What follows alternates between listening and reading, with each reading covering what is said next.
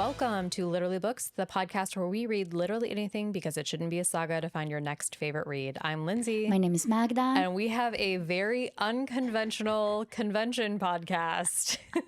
Reporting live from Washington, D.C. We are reporting live from bed in Washington, D.C. because we've just gotten home from the National Book Festival. Which was so much fun. But as you may notice, we're probably a little bit tired, but we wanted to make sure that we can record our freshest, most recent memories so we can kind of share all of our experience with you guys. And eagle-eyed listeners will realize that Magda and I typically switch off who introduces the podcast, but she was so excited and chatty Cathy today that she is losing her voice. So this is going to be an interesting show. Yeah, we're going to see what's going to happen with this as we record. Maybe my voice is gonna keep getting sexier as we we're gonna get we're in bed. Magda's feeling really it's a very sultry episode. My, extra large Taylor Swift bed t-shirt. So settle down, guys. It's great. This is for you. This is an podcast after dark. Yes. Oh my gosh, it's literally after dark. Literally after dark. Okay, anyway. Back to our normal programming. What are you reading? Okay, so I just finished reading Witch's Guide to Magical Innkeeping by Sangu Mandanna. This is a follow-up to A Very Secret Society of Irregular Witches, which we covered on our podcast last year. Lindsay, it is as cozy, as delicious, as witchy. That author. Oh my God. I think she's becoming my go-to witchy fall vibes read. This is going to be a 4.5 star read for me. No kidding. I think it could also be because I think we have been reading very sad things over the past few weeks. Just really good books. It's just a little bit sadder. And this just hit the spot. It hit everything that I needed and that I needed in a book and a cozy read. So everything that has to do with found family, a zombie rooster, a woman trapped in a fox body. You have a little bit of everything that you could potentially want. A magical house, and a super sexy Scottish scholar. What else could you possibly want out of this? You're gonna have a witch's council. This is it. This is a book that you need to read. That is your woo-woo book for October. I said you're in your pumpkin spice reading era, and this is just another example. It was just perfect. I think if you guys really like those type of witchy, cozy reads, this is I highly, highly recommend this one. I think so far from all of my fall reads recommendations, this is your number one priority.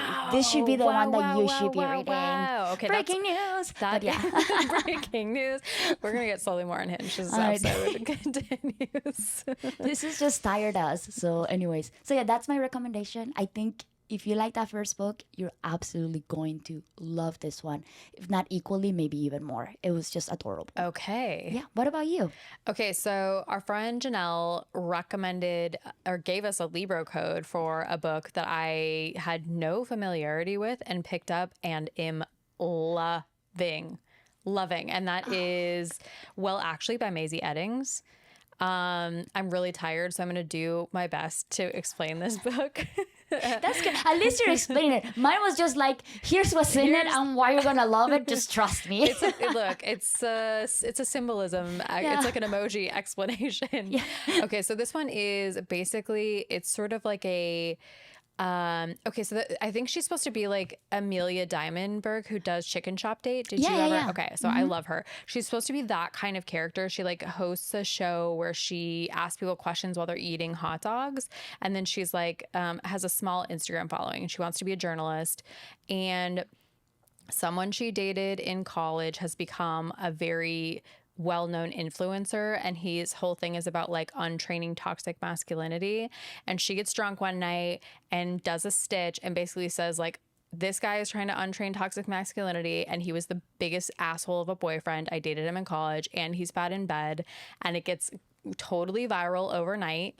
And so her network that she works for says, we want to set up an interview with you two to talk about it. And he basically says, go on 6 dates with me and let me change your mind. And that's the premise. I am hooked. I'm in it. That's so it. I'm good. in. That's so good. That's what I need. It's a little bit, she is insufferable in the way that sometimes a really like strong-willed woman can come across in a book. We were just like, oh, why are you like so mad about this? But then she's also very self-aware, and so it really does like evolve in a way that's nice, where you're like, wait, we want our character, we'll talk about this later when we talk about Tracy Deonn, but like we want our characters to be imperfect, otherwise there's nothing to fucking read, Exactly. I'm gonna swear a lot because I'm tired, so I'm sorry for my mouth in advance. Anyway, I'm very much enjoying it. Mazey Eddings is great. Okay. I also got it because it was the free code from Janelle. So Yes. I can't wait to start this. And she has another book that I really want to read called Late Bloomer. That's like a sapphic tale about a woman who comes out later in life. Anyway, it looks so good. I really love her writing. She's great. Oh, I can't wait. I love that we're like in our cozy reads era. This is what we need. It's heavy times, Yeah. It's all about balance, which we're going to be talking about later today too. That's the theme of today. We will not be boxed in. Exactly. Just that was a quick little that's a Easter egg right there. Yes. Should we take a little break? Let's do it. Welcome back, everybody. So now we're going to talk about the National Book Festival that gets put together here in Washington, D.C. and is normally hosted by the Library of Congress. I think that's who officially puts it forward. Yeah, like general thoughts on this festival is maybe the most well-organized festival I've ever been to. Do you agree? I completely agree. Yeah. And just to kind of set the stage, it's held at the convention center here in DC. It's a one-day event.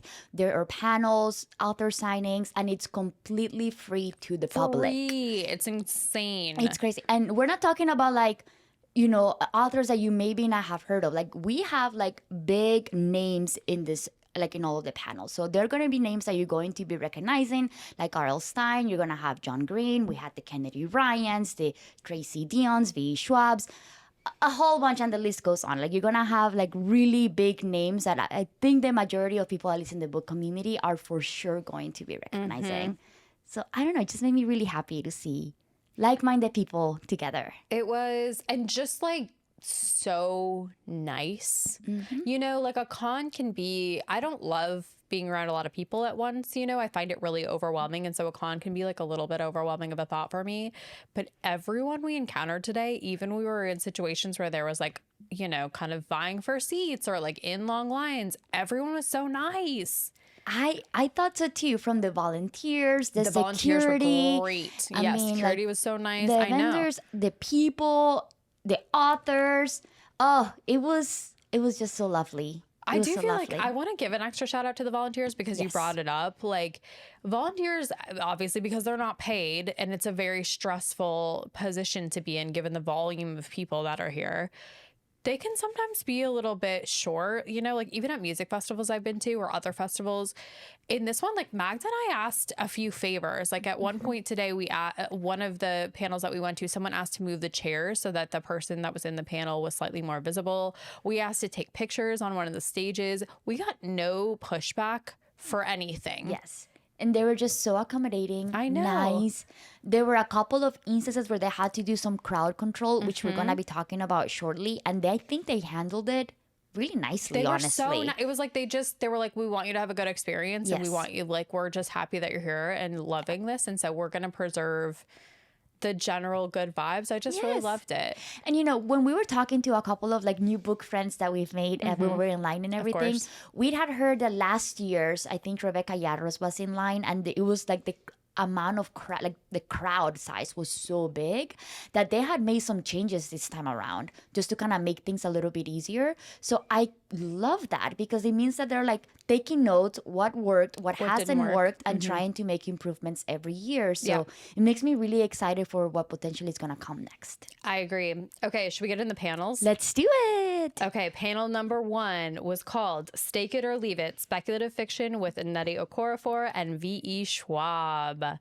I have a really quick funny note about V. Schwab as we were walking towards the convention center. I actually forgot about this because even though we were recording this on the same day, we were at the convention for like 13 hours. So. Yeah, we woke up at 7 a.m. Right now it is 10:10. So we've been up walking, talking nonstop for like the past 13 hours? No, 16 hours. I cannot even do Who knows? What is time? It's an ocean. What is time anyway? So this was our very first thing. We were walking towards the convention center, so excited. And who do I see walking towards us? It is a red-headed beauty, V.E. Schwab. And what does Magda do? Does she play it cool? Nope. Does she say something super like, outrageous? No. Nope. She slaps me so hard on the arm that V.E. Schwab visibly starts like, oh, this person is assaulting someone and staring at me directly in the eye. And I just waved like a crazy person to her, and I just walked back, and she just looked at me like, oh, okay, hello. And then she just walked past. A tiny little hi. Like, who is this crazy person waving at me and hitting people left and right? I like it, though. I secretly feel like she left that moment being like, oh, my God, I love that I inspire this excitement in someone, I think you did her a favor. Too. I hope so, too. That's what I'm taking away. But it was not my proudest moment, but it is what it is.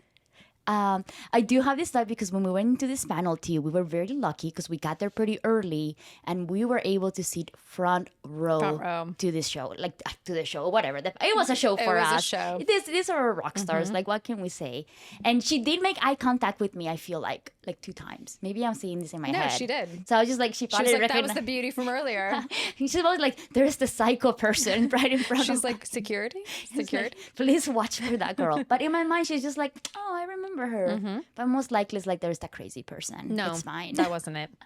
Anyways, let's talk about the panel for real. I just wanted to share my funny story about that. Well, do you have general thoughts, high-level thoughts on the panel?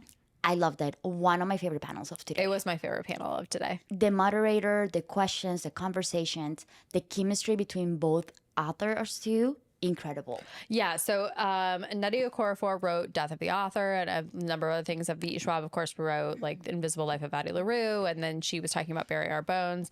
And then the moderator was Megan LaBreeze, who is the editor-at-large for Kirkus Review. Yeah. Let me just say, and I think the way that the panel was introduced by her, she said like, these 2 authors are the complete opposite of each other.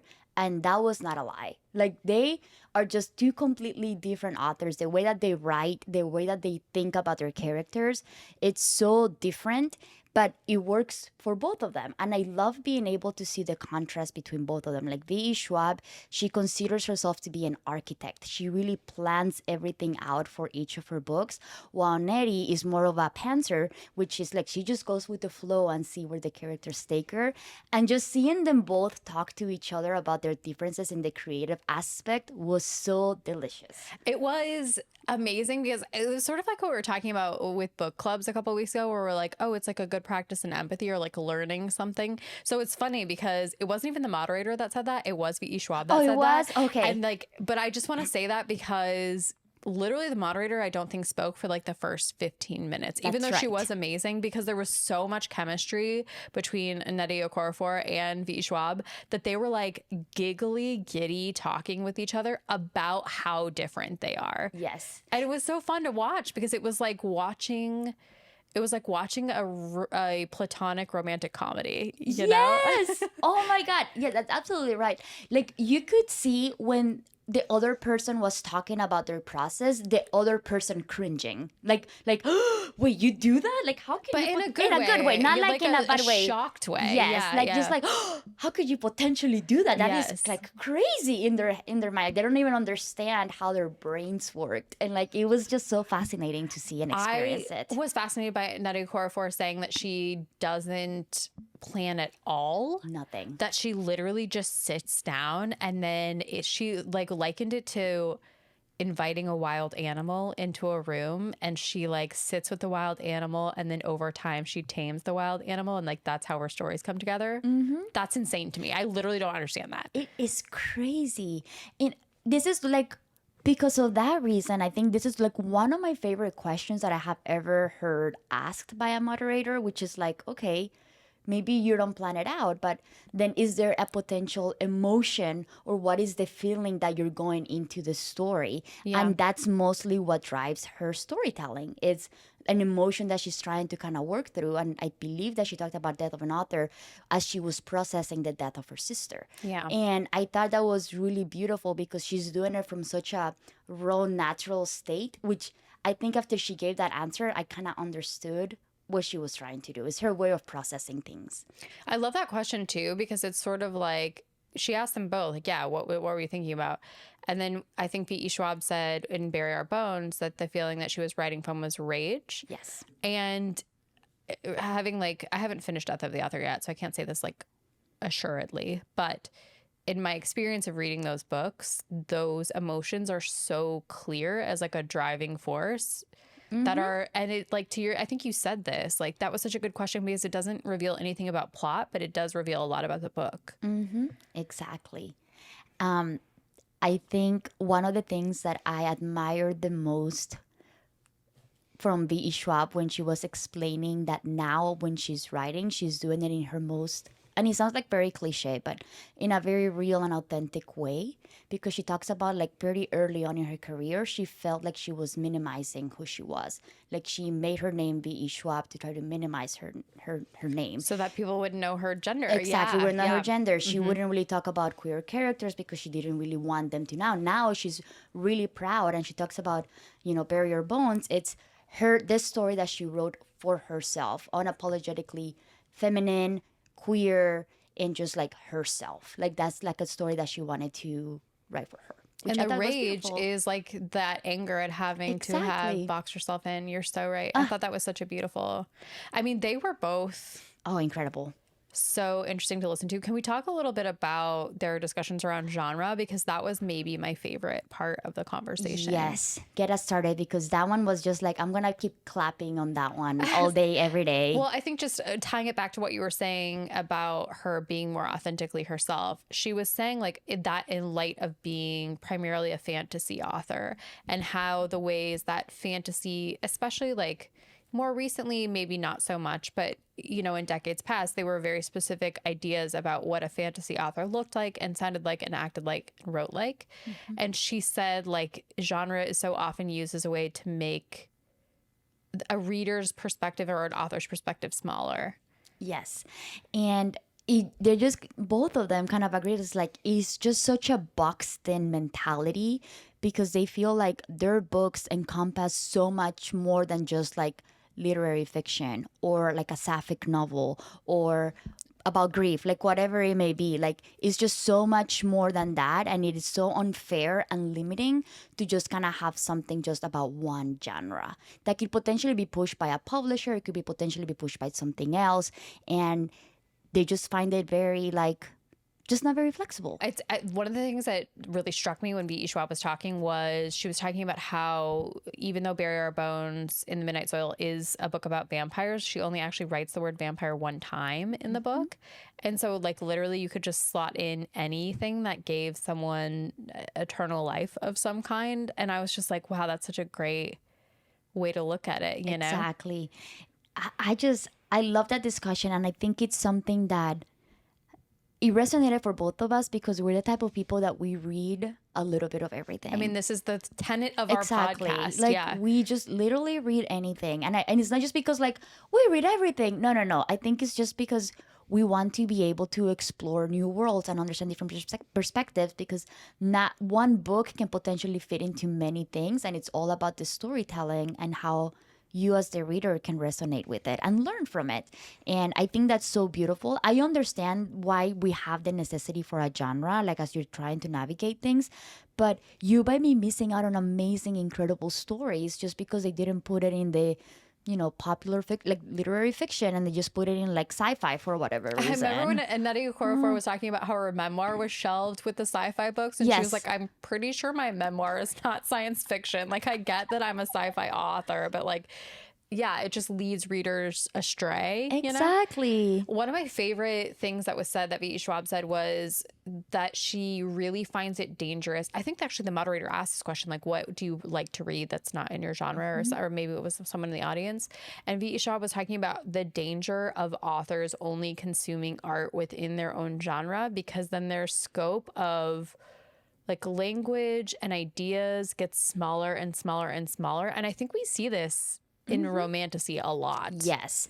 It starts getting more limited, and I had to step away personally from a lot of romantasy, because a lot of the stories were starting to sound very similar. They were to each other. iterative on stuff that they had clearly read and was successful elsewhere. Exactly. Yeah. So I can definitely see that happening with a lot of them. I'm not saying all of them, but you can start seeing that with a lot of authors. And probably like a lot of the pressure comes from the publishers. Like, this is what's selling. This is what's popular. You need to stick with the formula because it's what's going to get you sales, which is unfortunate. But like, I know that potentially a lot of the authors are just getting a lot of this push from their publishers, I'm thinking.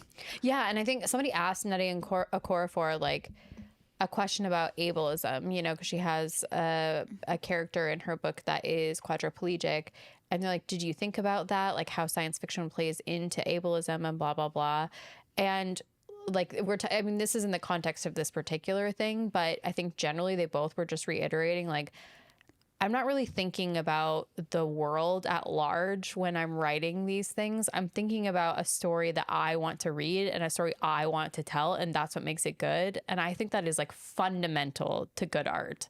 I completely agree. I love Nnedi. She was an author that I was not very familiar with. I have seen some of her books, but after seeing her speak, we immediately bought her book and went to her signing, which we'll talk about shortly, because we were so obsessed with her. She was, yeah. For me, one of my favorite things that really resonated with me was her Nigerian American upbringing, and like just like coming from like an immigrant family, and like the amount of pressure that you have for education, how like you're never going to be able, like she talks a lot about food apparently in her books, and like that's just like a way for her to kind of, that's such an important part of like immigrant culture and family, and trying to replicate a lot of that here in the US, and you can't really do that. And I just found that to be, it's something so small and subtle, but for me personally, I'm like, I know, like, yes, we may be from two different separate continents, but like that is something that I can relate to. That is something that we have. That. And I love that she spoke about it that way. It was just so lovely. And I think my absolute favorite singer, which has nothing to do with that immigrant story, was that when she was asked about what do you think about writer's block, she just straight up said, I don't believe in writer's block. I think that's a myth. She was so, yeah, I think she said, yeah, I don't believe it exists, so I don't experience it. So freaking funny. She just is like, I just find her brain to be so fascinating. It was, you can tell that you can go ask her any question and she's just an open book and will say whatever. She had to stop herself from answering other questions because she's just like, no, I have to edit myself because I'm going to get myself in trouble. Kind of person. And I love this. Yeah, because it's so authentic and so realistic of like, that's what all of us go through in our daily life. And I just loved her because she's just so real. I mean, they're both great. I could have listened to them talk together and separately. It was just amazing. They need to have a podcast together and just talk about would love that. Their different views on everything, because I think it would just be perfect. Yes. All right. I know we spent a lot of time on this one, but it's because it was absolutely one of our favorite panels. It was so good. Maybe let's talk a little bit about panel number 2, which is The Missing by Liz Moore and Chris Whitaker. So if you guys remember, Liz Moore wrote The God of the Woods, and Chris Whitaker wrote All the Colors of the Dark, which were 2 very popular books that came out last year. And they're all set in the 70s and have to deal with missing people, girls, in their storylines. This one was okay to me, but I think maybe it was because we were kind of running late and we were kind of sitting in the back. So I don't feel like I got too much out of this panel. I don't know what your thoughts are on that. I don't feel like the talk that they had about their creative process was maybe the most gratifying for me. Like the thing that I found most exciting about it was that Chris Whitaker was talking about how he became a writer because he was stabbed after like a drunken night out. And crazy. So that was crazy. And he was like, oh, it was just like a way to deal with my PTSD. But apart from that, I like really loved The God of the Woods, but it didn't, I don't know. Yeah, I don't know. Yeah, I don't know what it was. It didn't really hit me. There were 2 things so that I kind of appreciated with, which is, they were asked of like, hey, what inspired you guys to write in such a particular time period, like in the 1970s. And Liz Moore said that she wanted to write in a time period that women's movement was in full swing, but it was still taking place in a rural place. So the women that are in the rural thing might not be aware of some of the things that are going on in the city. Hit them yet. Yeah. So she kind of wanted to get that perspective, which it's so smart and thoughtful. I mean, it's just like a unique point of view that I don't think we get to see or hear a lot of. And then the other thing too, which kind of goes back to our genre conversation from panel number 1, because they were asking them about like, do they consider themselves to be like literary fiction or thrillers? And this was, I thought it was pretty eye-opening, which is it's easier to get literary fiction readers to thrillers than thriller readers to literary fiction. So a lot of times they feel like it's easier for them to market themselves as literary fiction because they can just kind of like get a wider audience than having to like just market this as thriller books, which I thought that was like a really interesting message from like the publishers. Yeah, I completely agree. Okay. Anything else you want to say about that panel? That's it. That was a quick one. Okay, panel 3. This was our shocker panel. There's always one panel that you just end up going by like, I don't know, the stars align and you're just like, I don't know what this is, but we're going to go in and figure it out. And this happened to us at Texas Book Festival, and it was also a YA panel. And we came to this one because of the 4th panel we wanted to sit in. Yep. The name of the panel was What Doesn't Kill You Makes You More Awkward, and it was with Erin Estrada Kelly and Kwame Mbalia. Oh my God, you guys. I am going to be reading this book just because of how obsessed I am with these authors. The book is called On Again, Awkward Again, which is so funny. And it just kind of deals with these 2 teenagers that are probably like 14 years old or in 9th grade. And they're just think they're so cool and everything, but they're just like purely awkward teenagers and just kind of going through those awkward stages of life in a very public way. And the way that the authors talk about them with such, I don't know, like just joy about their characters, it was just so intoxicating. Like I just loved it, and I came out of a high from that panel. That panel was another one where it was 2 authors. I mean, this was co-authored. It was co-authors, yeah. But the co-authors were so different and so complementary. Like Erin Estrada Kelly has 2 Newbery Awards, but she tends to be, she read to me as like more earnest, you know, like more emotional.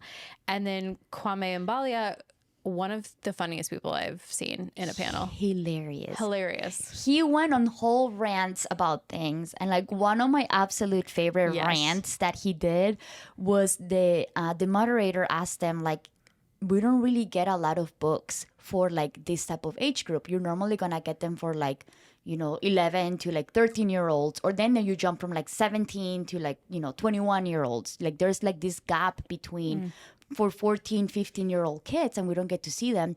He literally got up and started saying, yes, this is what we need, and here's my rant about it. There's a lot of kids that are going from like Percy Jackson and they're reading and are obsessed with these books, and then there's nothing else that follows that. They just have to wait, and then they either become non-readers or they have to wait until later in life to find something that is going to resonate with this. And they're really pushing hard to be able to find stories that resonate with these 14-year-old kids. And I just love the passion with which he spoke about this and the need about it. It was just so beautiful, and I was just enchanted by it. Yeah, and I thought like the moderator for this, there were 2 moderators. Well, one of the moderators was a teen moderator, which was really cool. He came up later. Cool. But the initial moderator that brought up this question was a librarian for middle school kids, which I thought was so smart, because she was like, I see this gap all the time where, you know, there's like elementary school books, there's late high school books where people are talking about relationships that they're in and they're older.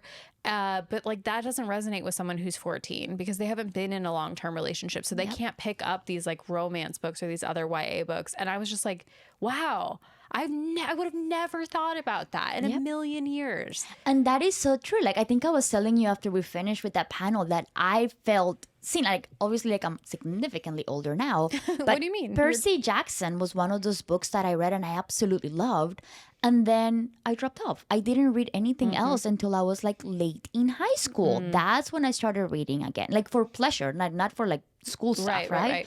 But like it was so true. Like I just love that they understand this need, and they were kind of talking about like what they're seeing now is that this generation, either they'll stop reading or they're going into like manga books or like comic books. I loved the idea of him talking about how manga fills in that the gap. Exactly, because now that population feels seen and represented, and there's stories about kids those ages, which is so beautiful. I haven't read a lot of manga, so I didn't know that, but I thought that was such an interesting argument for that genre of literature being like so popular, and one of the reasons is because it fills that gap. Like I would have never known that. Exactly. And like this was like their love letter, maybe not the love letter, but like there's rant and speech to the publisher. Like we're like, I know. This was like the common theme on a lot of them is like what the publishers kind of like make a lot of the authors do. And this was like, this is what we need. There's a need for it, but they don't think there is a need for it because there's no demand, but there's no demand because there's no supply. So it's like a whole circle of things that is causing to have like this type of stories being told. And I just thought it was I just love the passion that they came with. There was so much about it too that I was just like, I wish I had seen this when I was a kid. Like they were talking about how in this story, it's two people who are nerds, you know? Exactly. But they're not tragic characters. Like they feel themselves to be the main character in their story, and they literally are.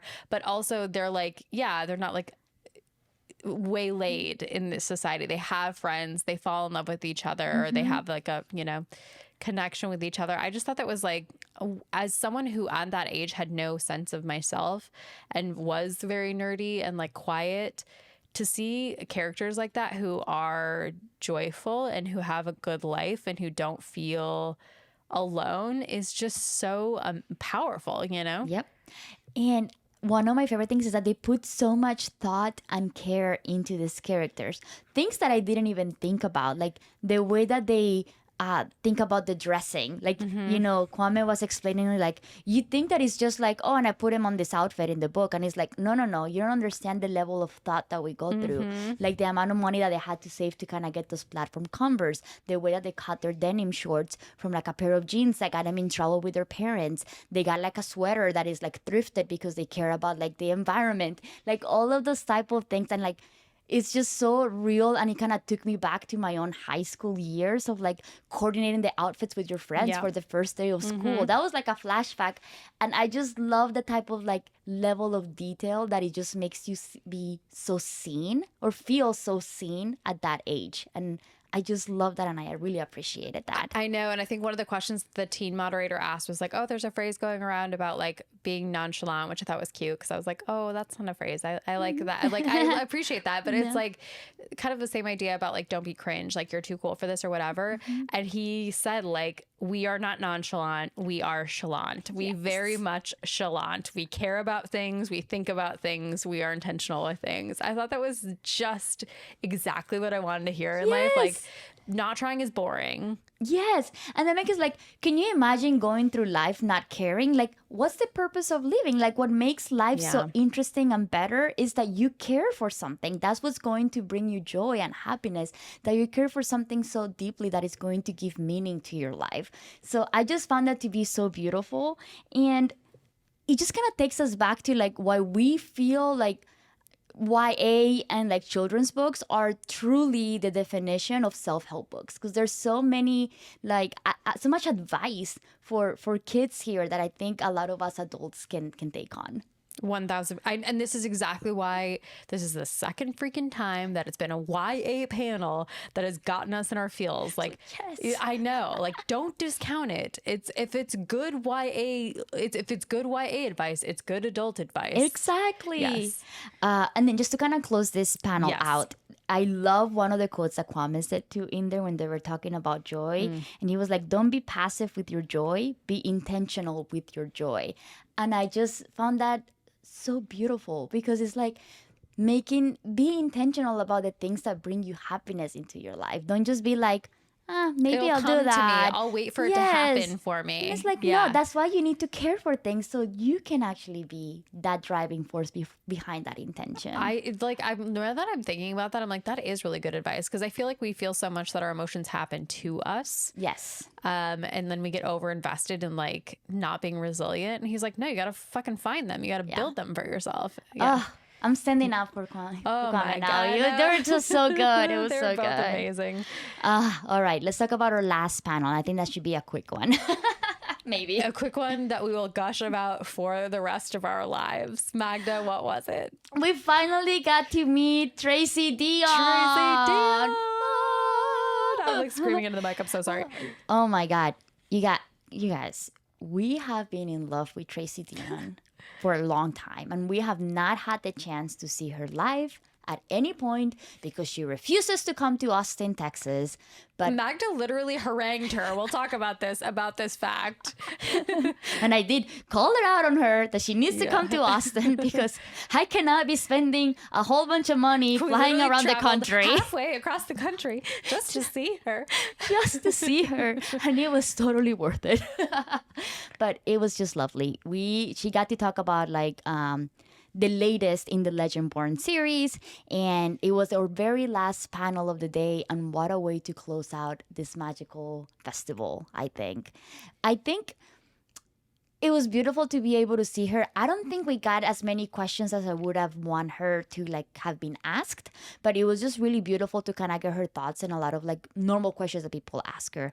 I don't know if you found this kind of interesting, but there were like two things that I loved from that panel, and one of them is she talks about what was the inspiration behind this, and she talks about this author. Her name is Susan Cooper, who is like what kind of introduced her to a little bit of this Arthurian like mythology, a little bit, not too much, but it was like a really like a big inspiration for her. And she talks about meeting her later in life and that she actually had read her books like Legendborn, and she was just like like she was just like fangirling, like the way that we were just fangirling over Tracy, like she has those people that she fangirls over and actually read her book, and it was just such a real moment. Yeah, Susan Cooper had read Tracy Deonn's book. Yes. Is what you mean. Yes. Sorry, Yeah. I probably messed that up. No. I just like, well, I mean, obviously she had read Susan Cooper's book, but could you imagine having your hero like read your thing and be like, it was amazing, I loved it. Like she said, she asked her a question about Selwyn, and I'm like, that would be such a cool experience. Oh, it would be like, excuse me, like my Selwyn? Is that who you're like? That was like her response. Oh, that must have been such a full circle moment. She just seems like a person who I don't know. I don't know what I was expecting, but I was just like, I mean, of course we all feel like this because we have these parasocial relationships, but like truly in her core, like the things that she likes, like she loves a fandom. She loves Star Wars. She loves the Susan Cooper book. She talked a lot about that, and I was just like, I know her. Like I don't know her, but you know, like I know this personality, that personality type. Yeah. And I was like, I just so deeply relate, and it comes through so strongly in her books. I don't know. And she is such a nerd in the best terms possible. I feel like everyone says they're a nerd, but she truly is, and I love it. And it really made me feel seen. Yeah. And like the way that she talks about like the amount of crazy research that it took to be able to write Legendborn. It wasn't just like, oh, I kind of want to write a little bit about Arthurian like scholars stuff. And she was like, no. I was talking to people that are medievalists, which I didn't even know that was a word, and like people that have PhDs on this, and trying to understand exactly like what was the first instance of like Arthurian like stories, and like when did that come about. I didn't know this, but I didn't realize that Lancelot came a lot later 600 than Arthur. Years after the original. That's so I did not know that. That's crazy. I think what was so cool about that moment too is she was basically talking about how like we accept the idea of the stories of legend from certain people as being like inalienable truths, and truly like that point about, you know, Lancelot coming up so much later, it's like, so someone then changed it, and she was like, that basically just taught me like I can change it too, like I have every right, as much right as anyone else, to reinterpret this how I please. And I loved that. It was such a like a moment that just clicked. Like you don't have to follow what like the pre-existing rules have been. You can make your own rules and come up with your own story, and I love that for her. I don't even know what else to say. My mind is going 7 million places. I love the way that she talked about the arc of the books and how Oathbound, originally she hadn't had as many, she was like, I don't think in page counts. I have an arc of the story that I was working toward. And she was like, I just feel like Bree needed more time in her emotional growth and she needed an extra book. And I was like, that reads so true, I really appreciate that. Even in our like Oathbound deep dives that we did, we talked about Brie being such a complicated character because sometimes we're like, we love her. And I'm like, and then we're like, oh, girl, I don't think I would have done that. And like she talks about it, she's like, she's a teenager. Of course she's going to be doing this. And she needs that growth time. She needs to be able to learn and all of these type of things. So she's writing from such a realistic perspective of what like an 18-year-old kid is going to be going through. Yes. And an 18-year-old, but also like just anyone. And it was a good reminder. She was like, if the character had made only good decisions, it would just be you in a room with her staring at each other. And that's just meditation, I think is what she said. And I'm just like, right. Why do we want our characters uncomplicated? That would be so boring. Exactly. Like it just is going to make me more conscious about like that character needs therapy or that character should have thought their ideas. Because it's like, well, but are you not entertained? That's what I'm feeling now. And you know what? We are entertained. And we're getting the amount of time that we need to feel like, oh, she's made progress. And that makes sense given what's happening here. Yeah. Just one last thing that I want to call out on that. Did you find it shocking that she said that she is legally not allowed to read fan fiction of Legendborn? I could not. Yeah, I didn't know that authors are not allowed to read fan fiction of their own works. That's crazy. Shocking. I mean, I guess it makes sense. It makes because sense. They're probably worried like, oh, what if you accidentally take any of it in and then they feel like you stole it? I don't know. Yeah, and maybe you don't want to like subconsciously plant ideas that could potentially change some of the plots and things from your original work. So I get it, but I was just like, I don't know. I think if I were a writer, I think I would violate that. I don't know. How would they know? Exactly. Just get a VPN. I'd be having friends like be texting it to me like one page at a time. Screenshot. Put it in like some weird symbol language that we've made up. Just do like an illegal drop off at the Spark. I'm doing cryptography just to get Very spy work. Is very serious. But we loved her. It was an amazing day for panels. Can we talk about the signing for her? Let's do it. Because that was... Guys, it was the Hunger Games of signings. I am not exaggerating. It was crazy. Magda and I, so like, I'm going to be very honest. Things like this, like getting in a line or getting things on sale or getting into, that is my worst self my worst best self come into life. But it helped us so much for this. And I am so thankful for that side of you today. Because you're not supposed to go to the signing lines more than an hour before they start. You have to line up 1 hour before the signing. And people were queuing up like 2 hours and then security came over and basically like, because they want people to be able to walk through, they were like kicking them out. Yeah. And I was like, we can't. We can't. So we lingered in the signing area of this convention area because there was like a literal barrier separating people waiting in the signing lines because all the signings of all the authors were happening on one side of the barrier and you would just line up. Then on the other side you could kind of like amble around. There was merch. When I tell you, Magda and I went back and forth pretending like we were in the line for other authors. Who is this other author? Let's go sign up here. So like for a full 45 minutes. Just walking around. We made friends. Of course we made friends. Because we could like point to who was doing the same thing and we were like just like doing each other the nod of like, hey, and then just keep walking and pretending we were just there for other signings. We approached two women who were clearly eyeing the same thing because we were trying to like evade security so they didn't kick us out because they were like, it was a mob behind the other line like waiting to come in and we're like, this is not a good look, guys. We know this. But when I tell you, we teamed up with these women to hide around corners and columns and like... Guys, I went to the restroom and there were women hiding in the restroom to be able to join the signing for Tracy Deonn. This is a signing line, y'all. This is just a signing. This isn't her speaking. She's not going to talk to you for more than 1 second. She's literally just signing those freaking books and that is it.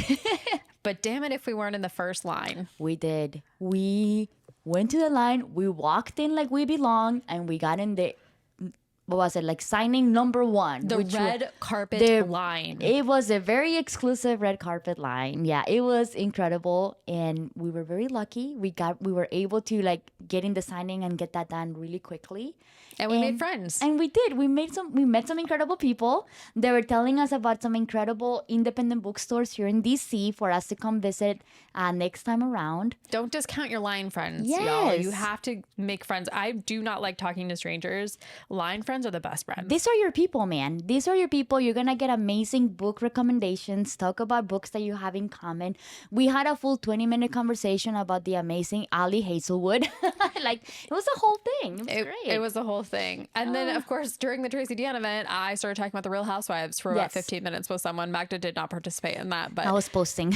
But I'm just saying, like, you meet people and you can really, I mean, Real Housewives obviously does not connect directly to Legendborn, but like, you can find people that like your same things. These are your people. Exactly. Yes.